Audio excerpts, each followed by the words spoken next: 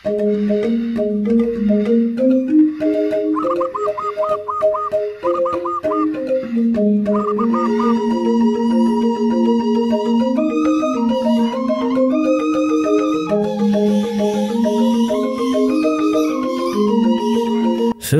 pagi, selamat siang, selamat sore, selamat malam, kapanpun teman-teman menonton video ini. Kembali lagi bersama Amerta Manuaba. Hari ini kita akan update tabungan saya di Bibit, dimana teman-teman yang sudah ngikutin ya, dari bulan Mei saya narik seluruh tabungan saya di Bibit, kemudian saya taruh ulang 1,1 miliar ke Bibit demi konten. Biar kita bisa ngikutin tuh setiap bulan nambahnya berapa. Kalau teman-teman udah nonton yang bulan lalu ya, di bulan kedua saya dapat return sebesar 12 juta. Sekarang saya dapat return bulan ketiga ini sudah 17.507.000. 3 bulan diam nggak apa-ngapain dapat 17 juta. Dari 1,1 miliar aja loh itu. Ya sebenarnya sih kalau gaji dokter ya, kalau gaji dokter itu standarnya kan di Indonesia itu di Bali lah 4,5 juta sebulan gitu. Itu sudah termasuk jaga malam sih.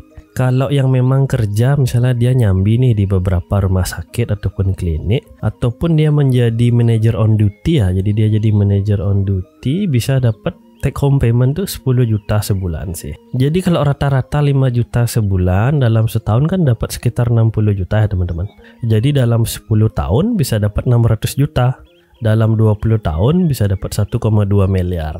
Itu dengan asumsi dokternya nggak makan, nggak belanja, dan juga nggak bayar kepentingan keperluan lain gitu.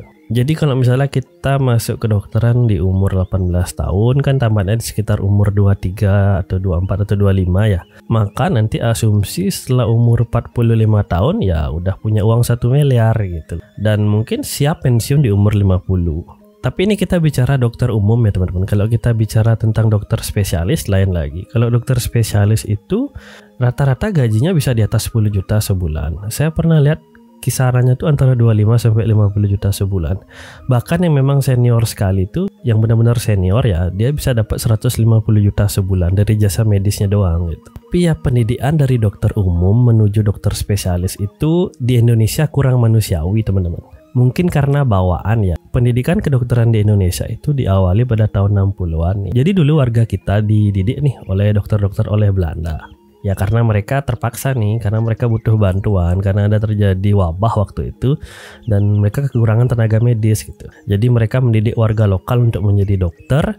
Ya hubungannya itu tidak seperti guru dan murid, hubungannya seperti penjajah dengan yang dijajah gitu. Mungkin itu ya yang terbawa sampai sekarang di proses pendidikan di kedokteran di Indonesia.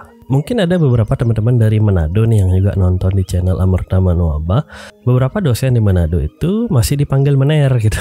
Literally, jadi kalau translatean langsung mener itu my lord gitu, tuanku gitu.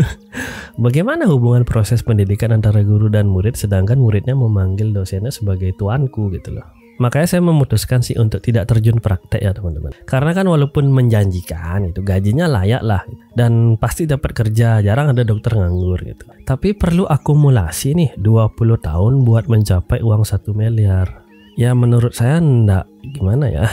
Makanya saya banting setir jadi pengusaha. Setelah nih terakumulasi nih kekayaan saya investasikan di tempat-tempat yang bisa saya dapat return pasif seperti di Bibit ini.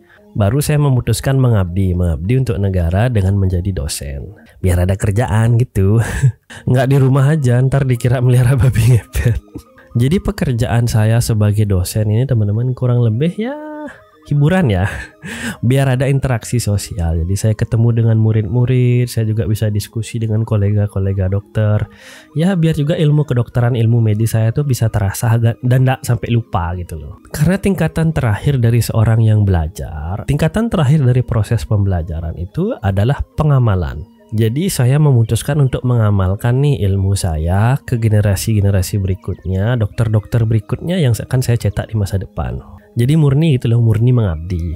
Jadi saran saya buat teman-teman yang memang memutuskan mau wirausaha nih, jangan langsung dibuang ya kerjaan utamanya. Kerja biasa dilanjutkan aja dulu, nanti sorenya atau pas weekend baru bisa cari side hustle, bisa dikerjakan sih kerjaan sampingannya.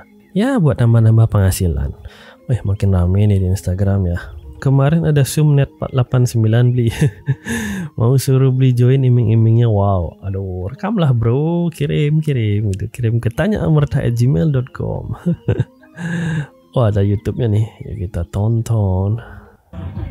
Hari ini kita kumpul semua nih teman-teman Podosugi bareng-bareng sama Komandan Reza. Nah, ini mobil-mobil kita semua nih teman-teman.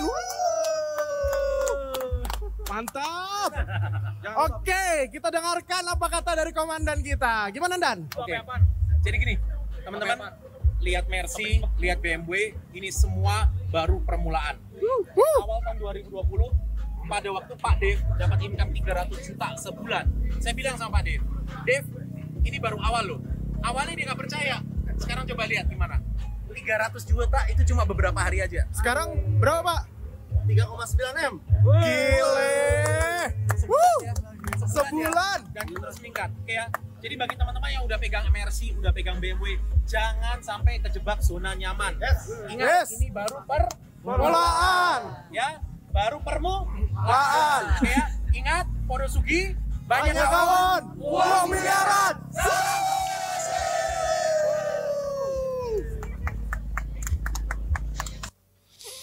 Ini kan sesuatu yang ya udah lumrah ya, nunjukin Mercy, nunjukin mobil, terus ngajak orang, Anda yakin Anda akan sukses gitu. Ya teman-teman jangan sampai terjebak di itu skema jadi cepat kaya tuh ya, kadang-kadang iming-iming terlalu berlebihan, terus dia janjikan reward yang terlalu banyak gitu dalam waktu singkat, apalagi nggak perlu kerja itu, aduh gimana ya, kalau semua orang bisa kayak gitu nggak ada orang miskin di dunia teman-teman. Boleh, saya bilang boleh sih money game, siapa yang ngapain saya juga ngelarang orang main money kan, silakan uang Anda kok gitu. Tapi pastikan itu uang dingin, jadi Anda sudah siap misalnya kalau terjadi sesuatu dan lain hal, siap kehilangan uang itu gitu loh. Saya kan sudah berkali-kali sampaikan nggak ada investasi yang 100% aman. Sebut aja obligasi negara. Obligasi negara itu kan yang paling aman ya, itu kan obligasi negara itu kan dijamin sama negara 100% pokoknya pasti balik ke kita. Tapi kalau sampai terjadi sesuatu dan lain hal pada negaranya, ada kudeta segala macam ya pasti hilang juga kan uangnya gitu. Jadi prinsipnya investasi selalu ada resikonya. Tinggal kita nih menganalogikan yang mana resiko rendah, sedang, moderat, tinggi, sangat tinggi, dan yang kayak gini. Ya kan banyak yang komentar kemarin kan di waktu saya kecam mengenai ATG itu. Bukan kecam ya, saya cuma menyampaikan faktanya aja kan. Wah, saya dapat return sudah, ya karena Anda ikut duluan gitu loh. Untuk memastikan siapa yang duluan, siapa yang belakangan itu kan kita nggak tahu gitu loh teman-teman. Bisa aja Anda sekarang ya ini ada seperti ini terus Anda masuk sekarang gitu. Ya kalau Anda beruntung Anda jadi yang duluan, bisa dapat return dari yang di bawah. Tapi kalau Anda ternyata hold the bag, ternyata Anda yang belakangan ya siap-siap.